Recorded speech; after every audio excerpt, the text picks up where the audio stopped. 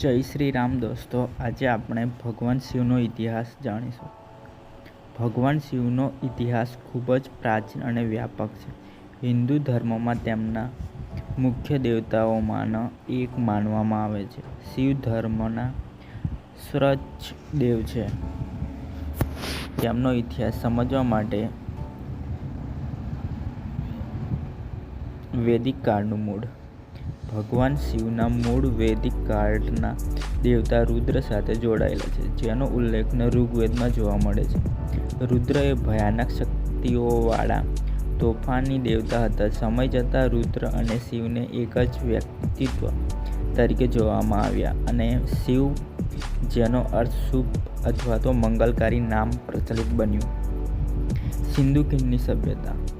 કેટલાક વિદ્વાનો સિંધુ ખીણની સભ્યતામાંથી મળી આવેલી પશુપતિ શિલને આદિ શિવનું પ્રારંભિક નિરૂપણ માને છે. આ શિલમાં એક આકૃતિ યોગ મુદ્રામાં બેઠેલી પ્રાણીઓથી ઘેરાયેલી અને શિંગડા સાથે દર્શાવવામાં આવે છે. જો કે દૃષ્ટિકોણ વિવાદાસ્પદ છે. પૌરાણિક યુગ અને ત્રિમૂર્તિ. મહાકાવ્યો રામાયણ, મહાભારત અને પુરાણોમાં જેમ કે શિવ પુરાણ, શિવનું વર્તમાન સ્વરૂપ સ્પષ્ટપણે વિકસિત થયું. શિવને હિન્દુ ધર્મની મૂર્તિઓ બ્રહ્મા, વિષ્ણુ અને મહેશ્વર માંના એક માનવામાં આવે છે, જ્યાં તેનો સહારક વિનાશકની ભૂમિકા ભજવે છે, જે સૃષ્ટિના ચક્ર માટે ખૂબ જ મહત્વપૂર્ણ દર્શાવે છે. મુખ્ય લક્ષણો અને સ્વરૂપ. શિવનું વર્ણન એક જટિલ દેવતા તરીકે કરવામાં આવ્યું છે, જે તપસ્વી અને ગૃહસ્થ બંનેનું પ્રતિનિધિત્વ કરે છે. તેમના પ્રતીકોમાં ગંગા નદી, માથે ચંદ્ર, ગળામાં સાપ, ત્રિશૂળ અને ડમરૂનો સમાવેશ થાય છે.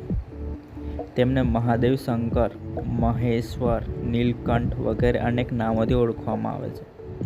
જ્યોતિર્લિંગ. ભારતમાં ભગવાન શિવના 12 જ્યોતિર્લિંગ છે, જે તેમના પ્રકાશ સ્તંભ ફાયરી કોલમ ઓફ લાઇટ તરીકેના પ્રથમ પ્રાગટ્યનું પ્રતીક છે. સોમનાથ ગુજરાતમાં આમનું એક મુખ્ય તીર્થધામ છે. શિવનો ઇતિહાસ એક સતત વિકસિત પૌરાણિક, ધાર્મિક અને દાર્શનિક પરંપરાનું પ્રતિબિંબ છે, જે સમયની સાથે અનેક સ્થાનિક પરંપરાઓ સમાવીને હિન્દુ ધર્મમાં સર્વોચ્ચ સ્થાન પર પહોંચી છે.